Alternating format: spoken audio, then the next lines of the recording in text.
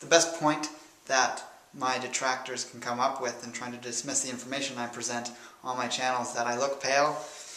It's not a very solid argument, which I'm going to discuss in this video.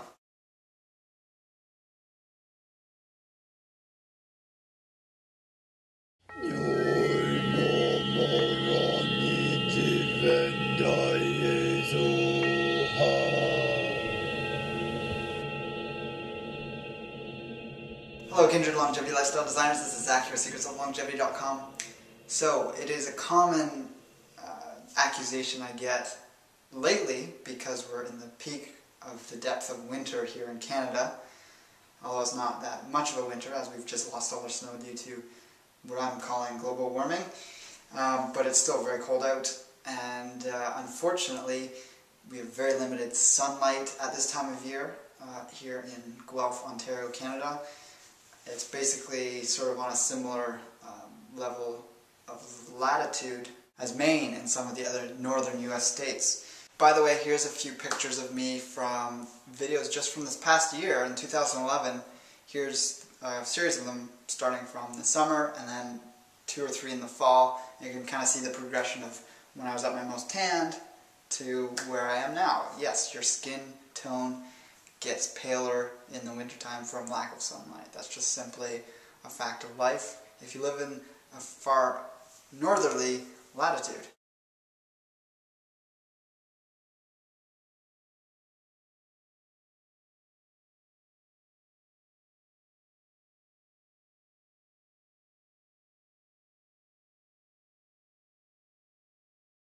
So yes, there are people that try and get their sunlight or their vitamin D from sunlight in the winter, and they go out and do something outdoors where they have skin exposed for long periods of time. That's not the the most effective way of getting your vitamin D. It's very hard to get enough skin exposed and be comfortable to get enough vitamin D. I know very few people that actually do that and succeed. I know my dad, who runs regularly long distances, he has a tan all year round because he's out there getting the sunlight on his face for prolonged periods of time. I'm not a passionate runner, so I'm not getting that exposure, and I work during the day inside, so I'm not getting the sun exposure during the day. And there's very few people that do. So everyone around me gets pale in the winter. There's very few people with a tan unless they're, runners like my father, or they're visiting tanning beds, which are questionable in terms of their negative health effects. And also, there's the factor in my videos that I have all full spectrum lighting in my home. Except for the kitchen, I have full spectrum lighting in my front office room and also in my bedroom here when I'm shooting this video. It's a very pale white light, has a lot more of the blue spectrum colors, which is actually very good for your eye health and your brain health in terms of tricking your brain into thinking that it's taking in sunlight, and there's a sort of nutritive factor in terms of regulating your circadian rhythms, which is great in and of itself. And I wholeheartedly recommend everyone that works indoors to, or spends any great amount of time indoors, to have full spectrum lighting in your home. You just have to be very cautious about the bulbs because they have mercury in them, so you definitely want to be extremely careful if you've broken one, and you also want to dispose of them at a toxic waste plant so that they're not broken, leaching the toxic metals into the ground. But that being said, it does make for a whiter appearance on the skin, and that's a factor in my skin tone. And actually a lot of people that know me and live around me often comment that I look slightly tanned year-round because of, perhaps that's genetics, or it has to also do with diet. The amount of carotenoids in your diet will give you sort of an orangey, reddish tinge to your skin, or a more olive type skin tone. And yeah, I am Caucasian. There's no part of my ancestry, as far as I know, that has elements that would bring in a darker skin tone. At least not by much. Perhaps maybe some Mediterranean got mixed into my UK ancestry. So that aside, this argument from people that are probably somewhere like California or somewhere closer to the equator, that they are trying to dismiss my points on my channel, or if they're engaging with me in comments and they make some mention about me looking pale, that there's no substance to that. It's just on the skin tone.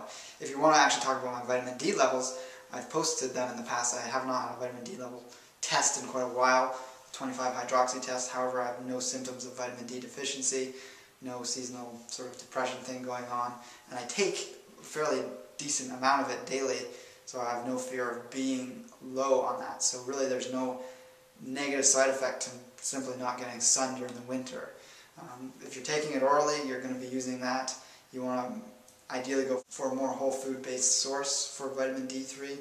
I take both vitamin D3 supplements, 2,000 to 4,000 international units a day, as well as cod liver oil, fermented cod liver oil, which has the factors that are in it much more bioavailable than the straight cod liver oil, which actually is also slightly rancid in most cases in terms of the processing that they have to do with it. Green pasture fermented cod liver oil is very rich in vitamin A and D. It's about 5 times more vitamin A than vitamin D in it, but they're both completely bioavailable because of the lactofermentation process that it's gone through. No heat involved, so it's a very high quality way of getting your EPA and DHA and a wide range of other omegas that are actually not generally talked about, like 7, 9, and obviously all the 3s. And then it also has the A and the D. 1 milliliter of this, and you take about 2 milliliters a day in the syringe that goes in the top of this, has just under 2,000 international units of vitamin D3. So we're talking about nearly 4,000 IUs of vitamin D just from the cod liver alone. So I'm actually, having just learned that it was that much, I thought it was closer to 1,000 from the 2 milliliters it would take, but it's 4 times that. So I'm actually going to back off a bit on my vitamin D3 intake from the sort of straight supplement, which is perfectly okay to do a higher dose for a period of time to get your levels back up. But I'll probably just take 1 of these a day because these are 2,000 IUs per soft gel. And plus you have vitamin D in egg yolks, and there's other sources of it in my diet in smaller amounts that just sort of fill in the gaps and will keep me at a rough 4,000 to 6,000 IUs a day, which is plenty in my opinion. You don't want to be going too much higher than that, as you're risking long-term the risk of overdosing on vitamin D. Although from whole food sources it's also talked about that it is much more difficult to overdose on both vitamin A and vitamin D. And also when you have the right ratio of the vitamin A and vitamin D coming into your body is much more able to use it and store it and prevent the toxicity that can happen from the use of synthetic isolated supplements. Something that adds a unique factor into mix with those fat-soluble vitamins that are in the cod liver oil, fermented cod liver oil, is the X Factor Gold butter oil from, again, Green Pasture.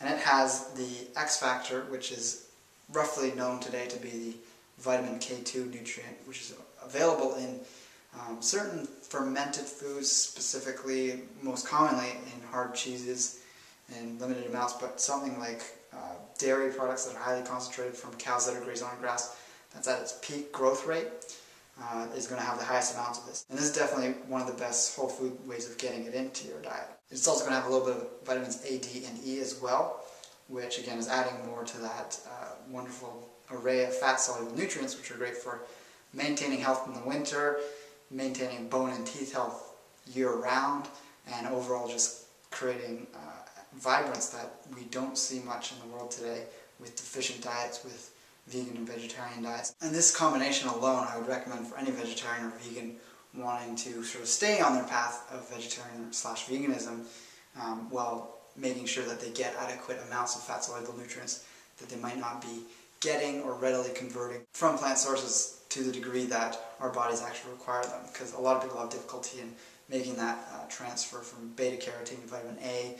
Plus there's the fact that there's many more types of vitamin A than just the straight retinol, and actually fermented cod liver oil, the fermentation process helps break this down and make that more bioavailable, as I was saying. So to sum things up, don't judge me on my appearance, at least not my skin tone. If I'm starting to get gray hairs in the next year, then obviously I might be doing something wrong. But in terms of skin tone, that's a really silly thing to judge people by, because it's simply based on sun exposure. And sun gives us one thing, which is vitamin D, and there's many other ways of getting that, and not everyone wants to necessarily get a huge amount of sun exposure if they're wanting to avoid the damaging effects of the sunlight. And I've spoken highly of getting optimal sunlight when it's available to you. You can check out this video here from my past, which has gotten a lot of views and a lot of negative feedback from the video I was responding to A lot of angry people were posting on there because they thought I was recommending that people go out and just get endless amounts of sun and raise the risk of skin cancer. And although I don't believe that sunlight's correlated with skin cancer, because skin cancer rates have been going up since people have been spending more time indoors and increasing their use of sunscreen, it is obvious to me that also too much sunlight does age the skin faster. So while I'm for getting sunlight for your source of vitamin D, I'm also not a fan of spending all day out in the sun and just getting that, orange look that certain people get, and is often associated with beauty today, and it really isn't necessarily a sign of health. It could definitely mean that you're very unlikely to be vitamin D deficient. But let's just check back in 20 years from now and see what my skin tone looks like in terms of the quality of my skin in comparison to those health teachers out there that are spending hours a day out in the sun in more tropical regions. And we'll see who has the most wrinkles. Now, this is a very superficial thing, so again, let's not dwell on superficial ideas and facts to judge people on. Let's focus more on the results they're getting in their athleticism, their general appearance in terms of the quality of their appearance, not just one thing like their skin, and then also results of blood tests, and their overall mannerisms. Are they angry people? Are they dogmatic people? Are they calm, cool, and collected, etc.? Are they positive? That's another factor, a big one. So with that, check out the links below for both the cod liver oil and the butter oil. Let me know in the comments also what you think about this issue, and subscribe if you haven't subscribed before. Favorite the video if you really enjoyed this, and I'll talk to you next time. Take care and embrace life without limits.